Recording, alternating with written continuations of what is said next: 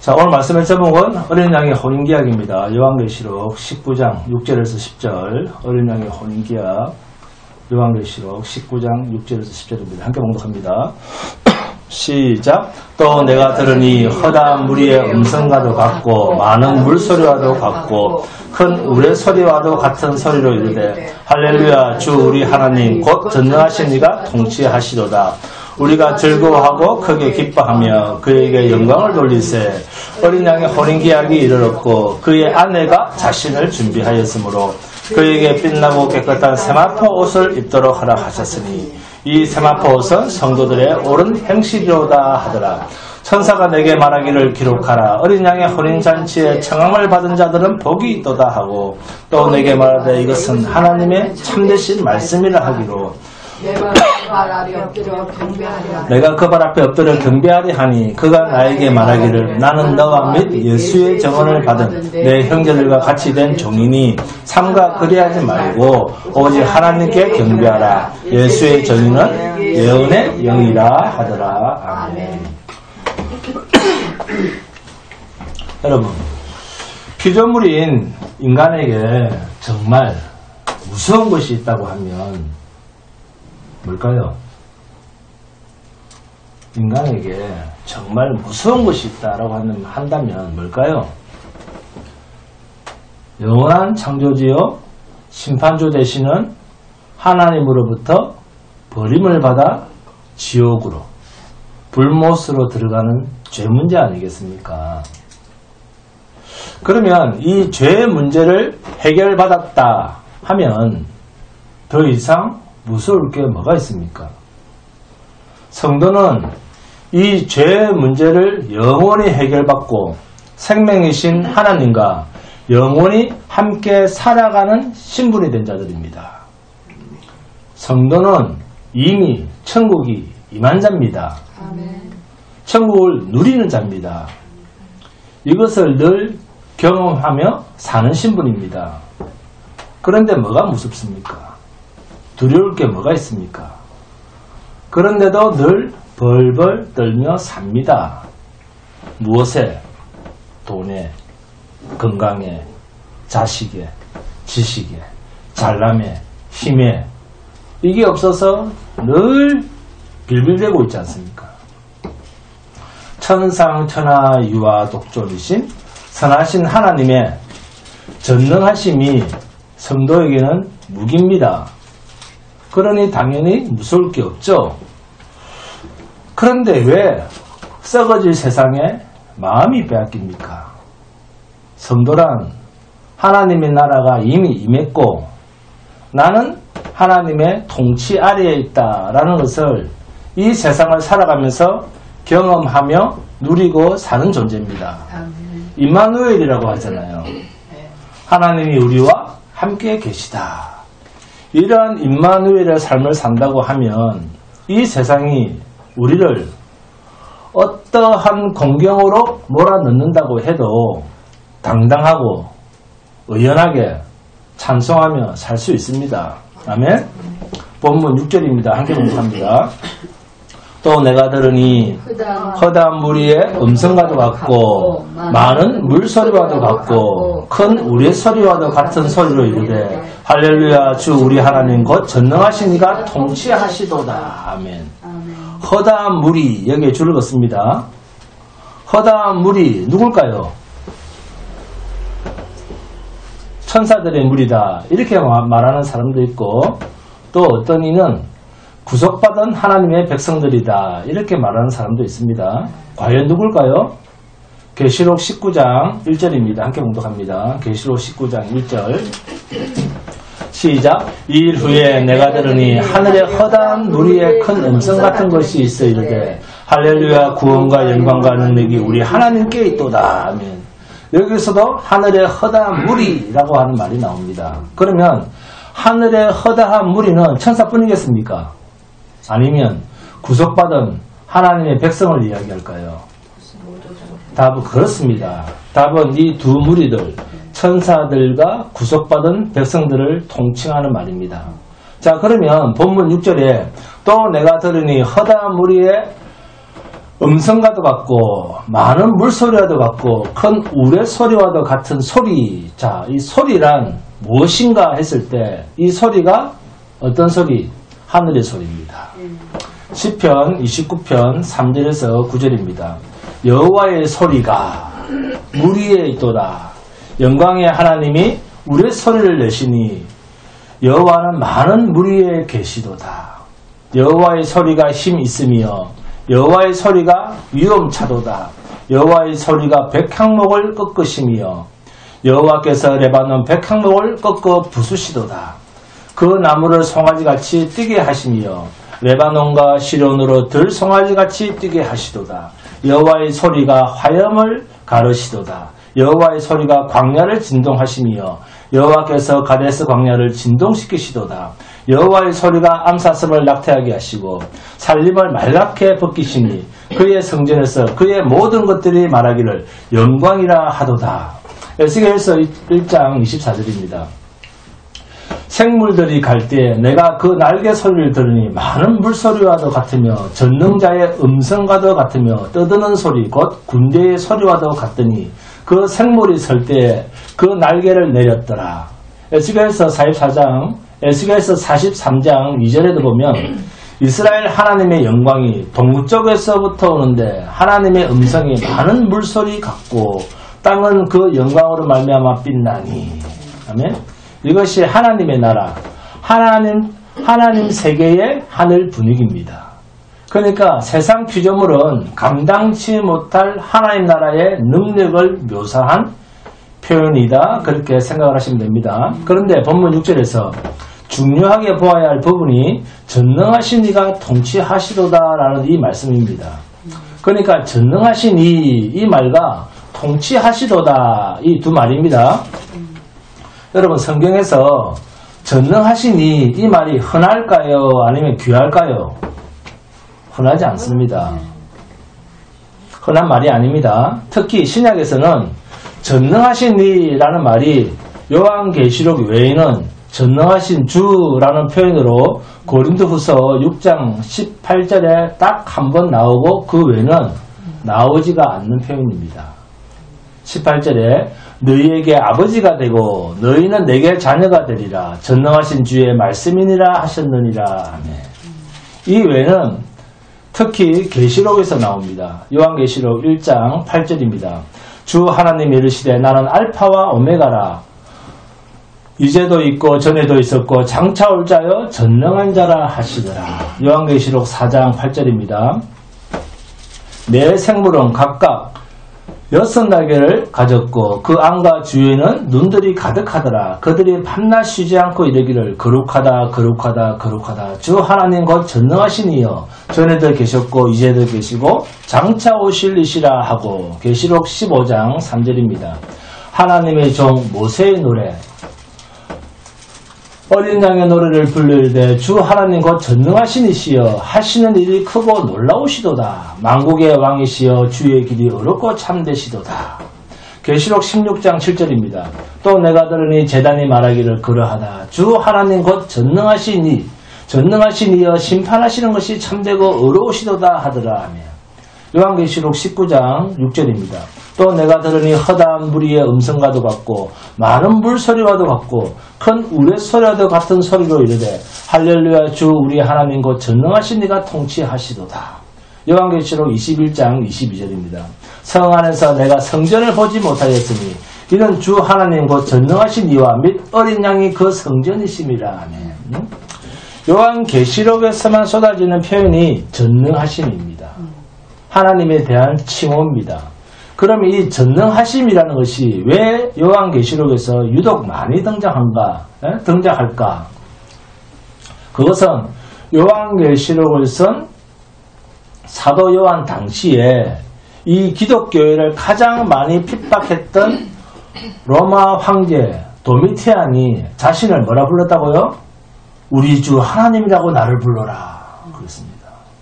이렇게 자신을 호칭하게 했습니다.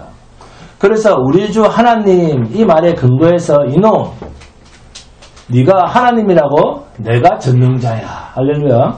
하나님께서 사도 요한을 통해서 이 마귀의 종 도미티안을 두고 참 전능하신 분, 참 주 하나님은 나뿐이야 라고 하는 것을 강조하기 위해서 이 용어를 요한계시록에서 자주 쓰게 하셨다라고 생각하는 것이 중요합니다. 성경은 뜻도 없이 글을 쓰지 않습니다. 그래서 본문 6절에 본문 6절 끝에 보면 전능하신 이가 통치하시도다 라는 이 말이 아주 중요합니다. 이 전능하신 이가 통치하신다 할 때 통치는 두 가지 의미를 함축하고 있습니다. 먼저 당신의 나라를 다스리신다. 자기 백성을 다스리신다라고 하는 긍정적 의미도 있지만 또 반대로는 자기 백성 아닌 자들에 대한 심판의 의미도 담고 있습니다. 요한계시록 11장 15절에서 18절을 보시면 특히 요한계시록 11장 17절 18절입니다. 이르되 감사하옵나니 옛적에도 계셨고 지금도 계신 주 하나님 곧 전능하신 이여 친히 큰 권능을 잡으시고 왕노릇 하시도다. 자, 왕노릇이 뭡니까?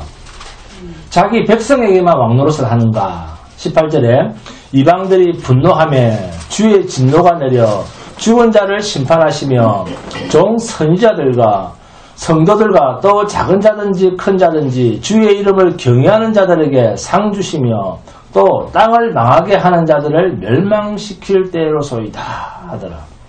왕노릇하는 통치자가 하시는 이중적 사역입니다. 계시록 12장 10절입니다. 내가 또 들으니 하늘에 큰 음성이 있으리되 이제 우리 하나님의 구원과 능력과 나라와 또 그의 그리스도의 권세가 나타났으니 아멘. 자기 백성에 대한 구원입니다. 다스림이죠. 그런데 우리 형제들을 참수하던 자 곧 우리 하나님 앞에서 밤낮 참수하던 자가 쫓겨났고 아멘. 이 이중적 의미 통치입니다. 통치. 전능하신 이의 통치는 항상 이중적 의미를 가집니다. 이런 의미에서 본문 6절이 중요합니다. 본문 7절에서 10절이 6절의 내용을 다 함축하는 사건으로 등장을 합니다. 본문 7절과 8절 함께 봉독합니다. 본문 7절 8절 시작. 우리가 즐거워하고 크게 기뻐하며 그에게 영광을 돌릴세 어린 양의 혼인기약이 이르렀고 그의 아내가 자신을 준비하였으므로 그에게 빛나고 깨끗한 세마포 옷을 입도록 허락하셨으니 이 세마포 옷은 성도들의 옳은 행시로다 하더라. 아주 중요하죠. 자, 줄을 어떻게 꺼야 됩니까? 세마포 옷은 성도들의 옳은 행실이다. 이거 아주 중요하죠. 여기에 별 5개는 달아야 되겠죠. 이 본문 7절 8절에서 자기 백성에 대한 구원, 어린 양 혼인잔치 이야기는 있지만 심판의 이야기는 있습니까? 없습니까? 없죠. 자기 백성에 대한 심판의 이야기는 없습니다. 그러면 본문 9절 10절입니다. 함께 공독합니다. 9절 10절 시작. 천사가 내게 말하기를 기록하라. 어린 양의 혼인잔치에 청함을 받은 자들은 복이 있도다 하고 또 내게 말하되 이것은 하나님의 참되신 말씀이라 하기로 내가 그 발 앞에 엎드려 경배하려 하니 그가 나에게 말하기를 나는 너와 및 예수의 증언을 받은 내 형제들과 같이 된 종이니 삼가 그리하지 말고 오직 하나님께 경배하라. 예수의 증언은 예언의 영이라 하더라. 아멘. 심판이 있습니까? 없습니까? 없습니다. 네? 본문 6절에서 10절을 글자로만 보고 내용만 읽으면 이중적 의미를 찾아낼 수가 없습니다. 그래서 본문 6절이 중요하고 본문 6절에 있는 통치에 대한 이중적 의미를 본문 7절에서 10절에서 찾게 됩니다. 그래서 성경은 글자로만 읽는 책이 아니라 계시를 풀어야 할 책입니다. 그러면 본문에서 어떤 말이 가장 중요하겠습니까? 7절에 있는 어린 양의 혼인 기약입니다. 제일 중요하죠. 어린 양의 혼인 기약이라는 말이 제일 중요합니다. 계시록 19장 2절 3절 함께 공독합니다. 계시록 19장 2절 3절 시작. 그의 심판은 참되고 의로우신지라 음행으로 땅을 더럽게 한 큰 음녀를 심판하사 자기 종들의 피를 그 음녀의 손에 갚으셨도다 하고 두 번째로 할렐루야 하니 그 연기가 세세토록 올라가더라. 아멘. 그리고 계시록 19장 1절 마지막 부분입니다. 할렐루야 구원과 영광과 능력이 우리 하나님께 있도다. 다시 계시록 19장 2절입니다. 함께 공독합니다. 19장 2절. 시작. 그의 심판은 참되고 의로운지라. 자, 계시록 19장 1절과 2절에서 이중적 의미가 나오죠. 뭡니까? 계시록 19장 1절은 구원이었죠. 구원. 계시록 19장 2절은요. 심판입니다.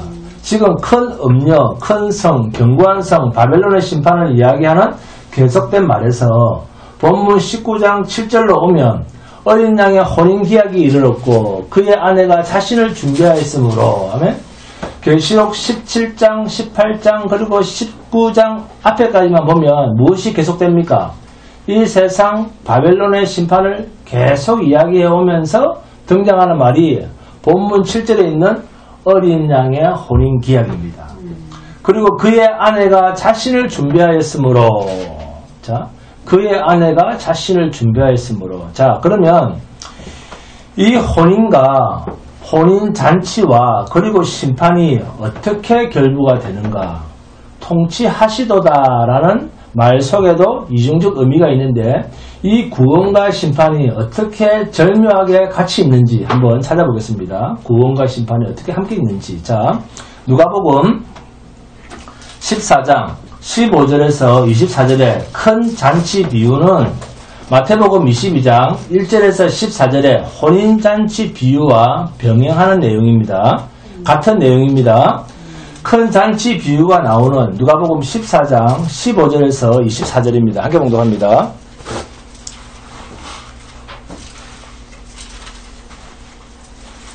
누가복음 14장 15절에서 24절입니다.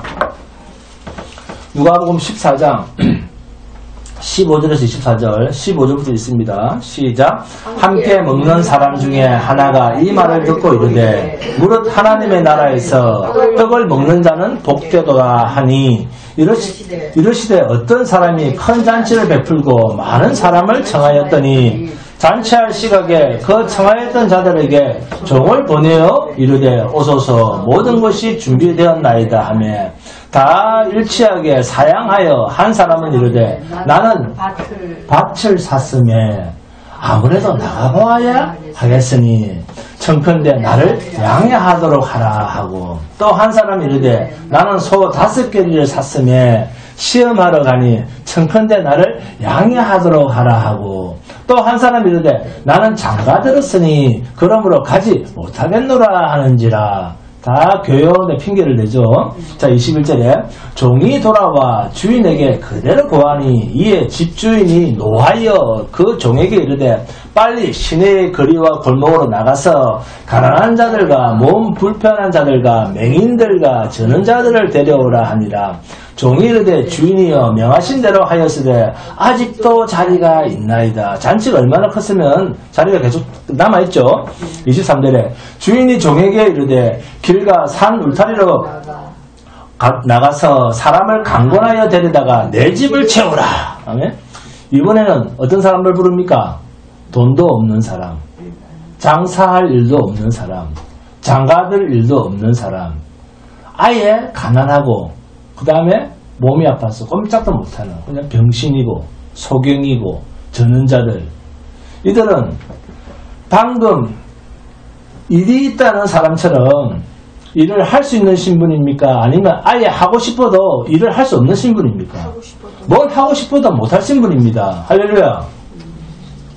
가난한 자들, 병신들, 소경들, 저는 자들을 데리고 오너라. 그래서 종이 속히 나가서 시내의 거리와 골목으로 나가서 이러한 아무것도 없는 자들, 별 볼 일 없는 자들을 다 불러 모았는데 그래도 자리가 남는 거예요.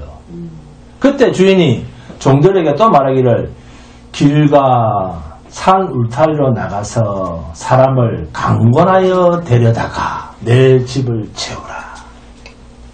그러면서 아주 중요한 말씀을 하십니다. 24절에 내가 너에게 말하노니 전에 청하였던 그 사람들은 하나도 내 잔치를 맛보지 못하리라 하였다 하시니라며. 전에 권했던 그 사람은 이제 하나님의 나라로 들어갈 수 없다는 말이에요. 이 큰 잔치 비유는 하나님 나라에서 떡을 먹는 자가 복이 있다는 것을 비유로 설명해 주시는 주님의 메시지입니다. 말하자면 이 큰 잔치, 하나님의 나라에 참여하지 못할 자들은 어떤 자들이며 참여하는 자들은 어떤 신분이며 어떤 복을 누리게 되는가를 아주 소상하게 예를 들어서 설명해 준 비유입니다. 하나님 나라에서 베푸는 잔치에는 자기가 무엇을 가지고 있는 자는 절대로 참여할 자격이 없다는 이야기입니다. 고린도전서 1장 18절에서 31절까지, 특히 고린도전서 1장 25절에서 31절에서 너희의 부르심을 보라. 혼인잔치에 참여한 자격자들이 어떤 자들인가? 자기에게는 자랑할 것이 없는 자들이라는 사실을 이 비유의 말씀에 근거해서 바울 사도가 고린도 교회에 편지한 내용입니다. 주님은 누가복음 14장에서 이 말씀을 하시고는 이제 자리에서 일어나서 길을 걷습니다. 그러면서 길거리 강론을 시작을 하십니다. 어디까지? 누가복음 14장 25절에서 17장 10절까지 무려 4장에 걸쳐서 길거리 강론을 하십니다. 주제가 뭘까요? 주제가 뭡니까? 제자도입니다. 그렇습니다. 예수님의 제자가 되는 길입니다. 여기에 이 말씀과 함께 붙어 나오는 말이 자기의 소유를 부인하고 부모와 처자 모든 것을 버리지 아니하고 자기의 목숨까지 버리지 아니하면 결코 나의 제자가 되지 못한다고 더 구체적으로 설명을 하십니다. 큰 잔치 비유에 이어지는 말씀에서 더 강력한 메시지가 제자도에서 쏟아집니다. 너희 중 누구든지 자기의 모든 소유를 버리지 아니하면, 결론 부분이 누가복음 14장 33절입니다. 이와 같이 너희 중에 누구든지 자기의 모든 소유를 버리지 아니하면 능히 내 제자가 되지 못하리라. 자기의 소유가 있는 자, 자기에게 뭔가 그루터기가 있는 자는 하나님 나라에는 합당치 않다는 것입니다. 내가 지극정성으로 빌어서 하나님을 만나보겠다. 하나님과 관계를 맺어보겠다. 종교심을 동원해서 종교심을 가지고 하나님과 연기를 지어보겠다고 하는 자는 마귀의 종이지 하나님의 종도 아니고 예수님의 제자도 아니라는 말씀입니다. 어린 양의 신분은 아니라는 말씀이죠. 그러니까 누가복음 14장 25절에서 34절까지 있는 이 선언적 의미에서 제자도는 누가복음 15장 1절에서 17장 10절까지의 내용은 자기의 소유가 있는 자는 주님의 제자가 될 자격이 없는 자들이다 라는 결론입니다. 그러니까 큰 잔치에 가서 가난한 자, 병든 자, 저는 자, 눈먼 자, 볼품없는 자를 불러 모아라 하는 이것이 바로 어린 양의 혼인잔치의 신부가 되는 조건이라는 것입니다. 어린 양의 혼인잔치의 신부가 되는 조건. 이 누가복음 14장 15절에서 24절과 병행되는 마태복음 22장 1절에서 14절을 보시면 그 중에 마태복음 22장 8절에서 14절입니다. 함께 봉독합니다. 마태복음 22장 8절에서 14절입니다.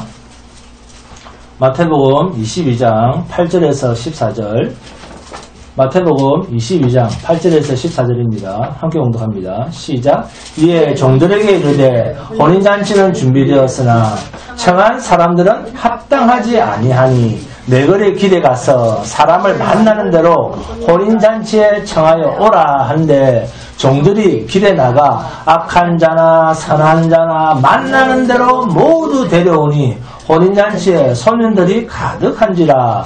임금이 손님들을 보러 들어올세 거기서 예복을 입지 않은 한 사람을 보고 이르되 친구여 어찌하여 예복을 입지 않고 여기 왔느냐 하니 그가 아무 말도 못하거늘 임금이 사환에게 말하되 그 손발을 묶어 바깥 어두운 데 내던지라. 거기서 슬피 울며 이를 갈게 되리라 하니라. 청함을 받은 자는 많되 택함을 입은 자는 적으니라 하며.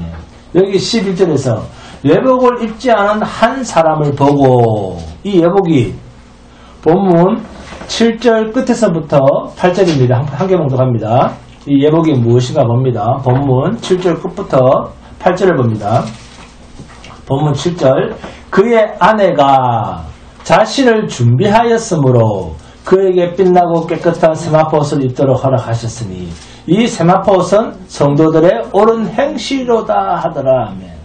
본문 7절에 그의 아내가 자신을 준비하였으므로 본문 8절에는 그에게 빛나고 깨끗한 세마포옷을 입도록 허락하셨으니 수동태입니까? 능동태입니까? 수동태입니다.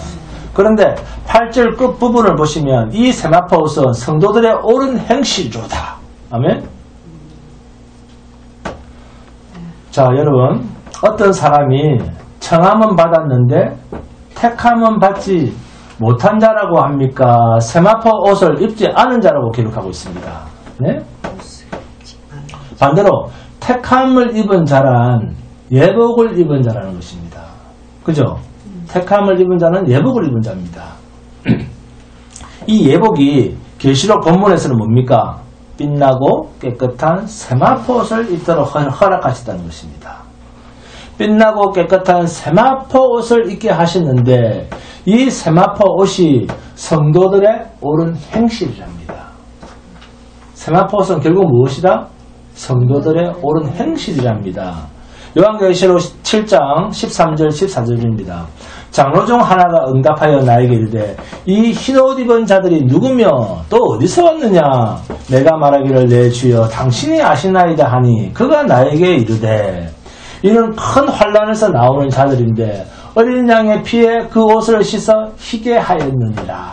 결국 세마포옷은 누가 입은 옷입니까? 어린 양의 피로 깨끗하게 함으로 어린 양의 혼인잔치에 참여할 자격을 획득한 자들임이 분명합니다.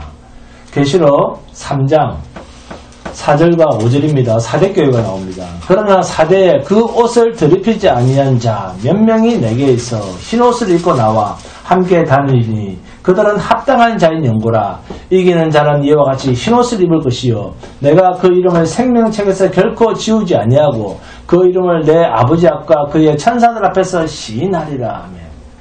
주님께서 피 흘려서 깨끗게 하신 자는 영원한 생명책에 기록하여 지우지 아니하고 또한 쫓아내는 법도 없고 또 내가 내 아버지 앞과 그의 천사들 앞에서 시인하리라. 증거해 줄게. 이번에는 요한계시록 3장 18절 라오디게아 교회입니다. 내가 너를 권하오니 내게서 불로 연단한 금을 사서 부요하게 하고 흰옷을 사서 입어 벌거벗은 수치를 보이지 않게 하고 안약을 사서 눈에 발라 보게 하라. 이게 값을 치러서 살 수 있는 겁니까? 거저 주시는 하나님의 은혜입니다. 이렇게 주님에 의해서 깨끗함을 입고 주님의 신부로 예비되는 것을 두고 에베소서 5장 26절 27절에서는 이는 곧 물로 씻어 말씀으로 깨끗하게 하사 거룩하게 하시고 자기 앞에 영광스러운 교회로 세우사 티나 주름 잡힌 것이나 이런 것들이 없이 거룩하고 흠이 없게 하려 하심이라. 아멘. 그리스도와 교회의 혼인을 두고 에베소 교회에 편지한 바울 사도의 편지에서 이러한 남편과 아내, 신랑과 신부 이야기를 하면서 그리스도와 교회의 관계의 비밀이라 이렇게 말씀을 하고 있습니다. 이 말씀이 바로 흰옷을 입은 자들인데 그 의미가 택함을 입은 자들을 두고 하나님께서 다른 표현을 하시는 것이 결혼한 부부관계다. 이렇게 표현하고 있습니다. 구약 이사야서 54장 5절 6절입니다. 이는 너를 지으신 네가 내 남편이시라. 그의 이름은 만군의 여호와이시며 내 구속자는 이스라엘의 거룩한 이시라. 그는 온 땅의 하나님이시라. 일컬음을 받으실 것이라. 여호와께서 너를 부르시되 마치 버림을 받아 마음에 근심하는 아내 곧 어릴 때의 아내가 되었다가 버림을 받은 자에게 한과 같이 하실 것이니라. 내 하나님께 말씀하셨느니라. 아멘. 예레미야 3장 14절 15절도 똑같습니다. 여호와의 말씀이니라. 배역한 자식들아 돌아오라. 나는 너희 남편임이라. 내가 너희를 성읍에서 하나와 족속 중에서 둘을 택하여 너희를 시온으로 데려오겠고 내가 또 내 마음에 합한 목자들을 너희에게 주리니 그들이 지식과 명철로 너희를 양육하리라. 호세아서 2장 19절 20절도 마찬가지입니다. 내가 내게 장가들어 영원히 살되 공의와 정의와 은총과 긍휼히 여김으로 내게 장가들며 진실함으로 내게 장가들리니 내가 여호와를 알리라. 이 장가든다는 것이 이 시대에서는 하나님의 영이 우리 안에 오신 것으로 완성이 되었습니다. 우리는 이미 하나님과 결혼하신 분입니다. 임마누엘입니다. 할렐루야. 얼마나 놀라운 축복의 삶을 우리가 살고 있습니까? 그러니 담대하라는 것입니다. 누리시라는 거예요. 하나님과 우리 사이를 남편과 아내 사이로 말씀하시면서 예레미야서 5장 7절에서 9절을 보시면 내가 어찌 너를 용서하겠느냐. 내 자녀가 나를 버리고 신이 아닌 것들로 맹세하였으며 내가 그들을 배불리 먹인즉 그들이 간음하며 창기의 집에 허다히 모이며 그들은 두루 다니는 살찐 수말같이 각기 이웃의 아내를 따르며 소리 지르는도다. 여호와의 말씀이니라. 내가 어찌 이 일들에 대하여 벌하지 아니하겠으며 내 마음이 이런 나라에 보복하지 않겠느냐 하면 성도가 세상을 즐기고 세상을 사랑하는 것이 창기와 놀아나는 간음이라고 말씀하십니다. 그렇게 말씀하시지 않습니까? 신약에서도 하나님과 성도 사이를 신랑과 신부로 말씀을 하고 있습니다. 마가복음 2장 19절 20절입니다. 예수께서 그들에게 이르시되 혼인집 손님들이 신랑과 함께 있을 때 금식할 수 있느냐? 신랑과 함께 있을 동안에는 금식할 수 없느니라. 우리는 하나님과 함께 있잖아요. 그런데 뭐하러 다닙니까? 금식하고 다닌다니까요. 40일 금식이고. 김지숙 권사님 많이 드세요. 그러나 신랑을 빼앗길 날이 이르니 그날에는 금식할 것이니라 하면 바울 사도도 고린도후서 11장 2절입니다. 내가 하나님의 열심으로 너희를 위하여 열심을 내놓으니 내가 너희를 정결한 처녀로 한 남편인 그리스도께 드리려고 중매함이로다. 그러나 나는 이렇게 주님께서 자기의 몸된 교회를 사랑하시되 피 흘려 주심을 계시록 본문에서는 뭐라고 합니까? 본문 8절에서 깨끗한 세마포 옷을 입도록 허락하셨으니 깨끗한 세마포 옷을 입혀주셨다. 이것을 무엇으로 인정해 주셨다? 깨끗한 우리가 세마포 옷을 입은 것을 하나님께서는 무엇으로 인정해 줬다는 겁니까? 옳은 행실이다. 성도들의 옳은 행실로 받았다. 성도들의 옳은 행실로 받았다는 것입니다. 이 세마포 옷은 성도들의 옳은 행실이로다 하더라. 이 말씀만 또 이 말씀도 글자로만 읽고 옳은 행실 그게 뭔데? 착하게 사는 거? 이렇게 이해하면 된다 안 된다? 안 된다는 것입니다. 옳은 행실 그러니까 성경 보고 기도하고 열심을 내고 봉사하고 뭐 그 착한 일을 하고 그런 게 아니란 말이에요. 성도의 옳은 행실은 주님이 자기 백성을 위해서 피 흘려 깨끗게 하신 이것을 하나님께서 의로 여기셨다. 아멘? 이 말씀이 로마서의 말씀과 똑같은 사도 요한의 표현 방식입니다. 하나님의 유일한 안식은 천지 창조가 아니라 죄를 멸하시기 위한 독생하신 아들의 죽임 당함입니다. 천지 창조는 하나님의 약속을 이루기 위한 서막일 뿐입니다. 그 약속이 뭔데? 하나님의 약속이 뭡니까? 죄를 완전히 도말하시는 것입니다. 그래서 항상 심판을 말씀하실 때 먼저 등장하는 것이 마귀를 없이 하시며 아멘? 당신 백성의 구원은 뒤에 종속해서 따라오지 먼저 나오지 않습니다. 그래서 신랑 대신 어린 양 예수 그리스도의 신부가 되는 증거물은 성령으로 십자가 완성의 사건으로 우리 안에 열매가 맺어지는 것으로 구원이 일어나지 신자 개인의 노력의 산물이 구원이 아닙니다. 내가 열심히 뭘 했기 때문에 구원을 주셨다. 그거 아닙니다. 본문 9절 10절 함께 봉독합니다. 본문 9절과 10절입니다.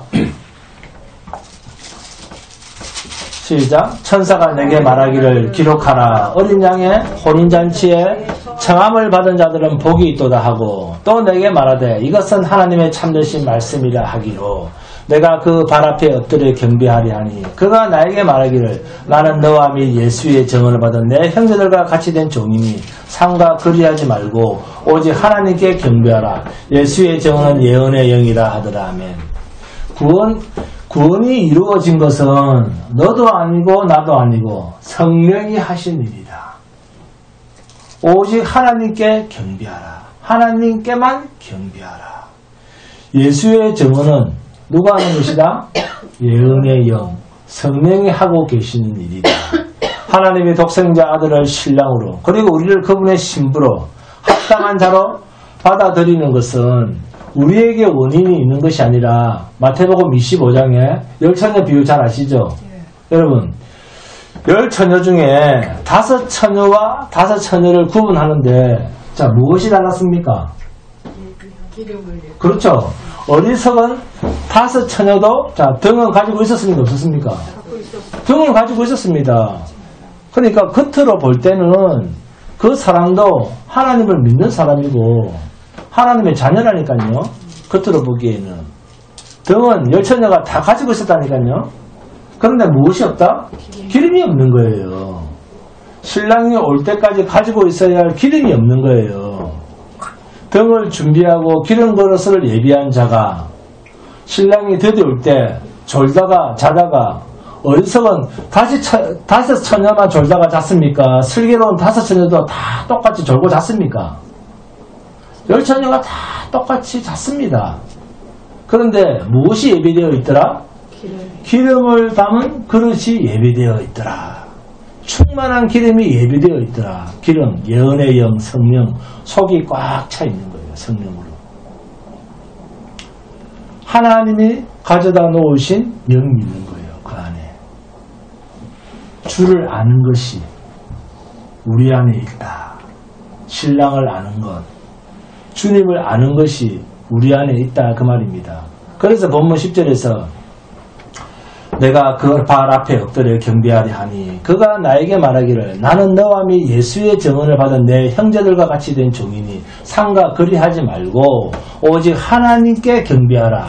예수의 증언은 예언의 영이라 하더라. 아멘. 예언의 영이 하신 일인데 왜 나에게 엎드려 절을 하느냐 그 말입니다. 마태복음 25장에서 기름과 등을 예비했다는 것은 등은 겉모습입니다. 그런데 기름은요 우리 안에 성령입니다. 그러니까 구원은 사람의 행위로 얻어지는 것이 아니다 그 말입니다. 그럼에도 불구하고 마귀의 미혹을 받아서 기적을 바라는 자들이 오늘날에도 너무나 많다는 것입니다. 기적, 표적. 계시록 22장 8절 9절입니다. 이것들을 보고 들은 자는 나 요한이니 내가 듣고 볼 때에 이 일을 내게 보이던 천사의 발 앞에 경배하려고 엎드렸더니 그가 내게 말하기를 나는 너와 내 형제 선자들과 또 이 두루마리의 말을 지키는 자들과 함께 된 종이니 그리하지 말고 하나님께 경배하라 하더라. 우리는 툭하면 눈에 보이는 것들에 마음이 빼앗기고 미혹을 당합니다. 이거 기도해서 나아가더라. 그러면 몰려댕깁니다. 자기도 그렇게 하려고 애를 씁니다. 그러나 우리는 늘 말씀을 듣고 이 말씀에 확신한 일에 거하기를 힘써야 됩니다. 왜요? 왜 그래야 됩니까? 우리는 육을 가지기 때문에. 우리의 육을 가졌다, 육체를 가졌다라고 할 말은 유혹을 당하기 쉽다 그 말이에요. 미혹에 넘어가기가 너무 쉽다 그 말이 육체를 가졌다 그 말입니다. 네? 그렇기 때문에 무엇에 근거해야 된다? 성경 말씀에 근거해야 된다 그 말이에요. 네? 히브리서 10장 25절입니다. 그러므로 모이기를 패하는 예배를 드리지 않으려고 하는 어떤 사람들의 습관과 같이 하지 말고 오직 권하여 그날이 가까움을 볼수록 더욱 그리하자. 여러분, 말세 지말입니다. 말세라는 말을 여러분께서 자주 하잖아요. 무슨 사건을 막 말세. 주님이 이 세상에 오신 것이 말세라는 증거입니다.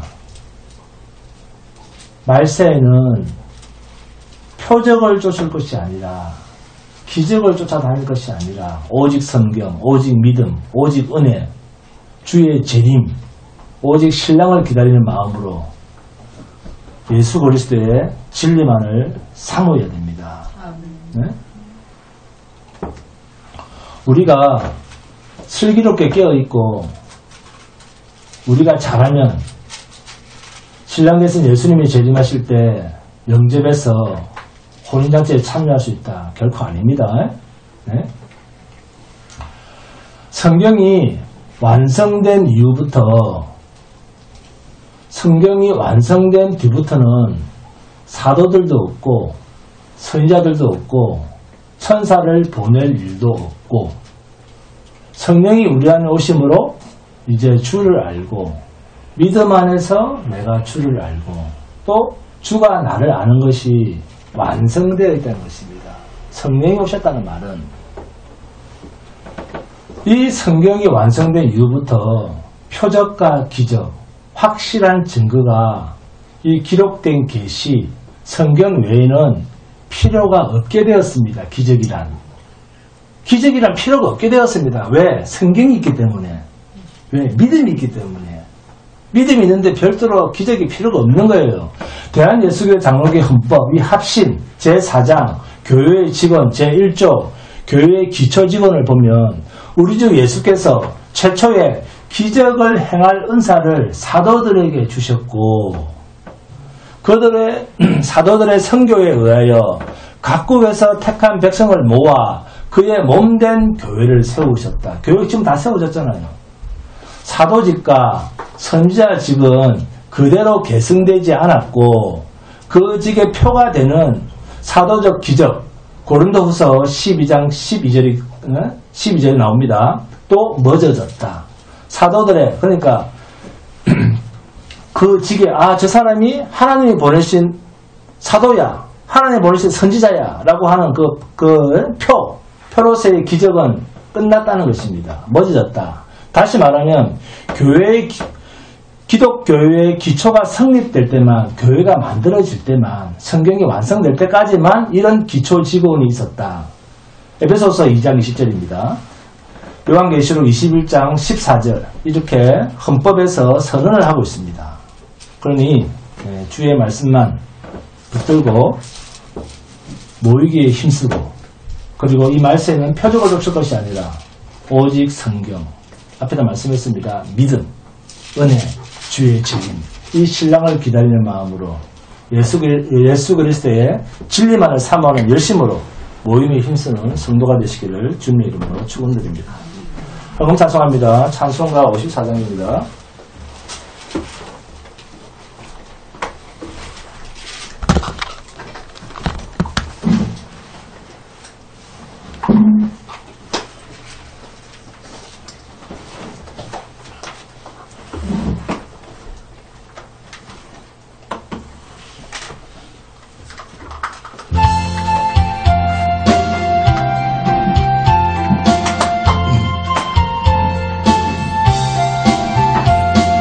주여 복을 구하오니 편히 가게 하시고 사람마다 주는 이기도록 하시고 광야 같은 세상에서 항상 인도하소서. 주의 복된 말씀 듣고 무한 감사합니다. 구원받은 주의 성도 열매 맺게 하시며 하나님이 우리 함께 항상 계시옵소서.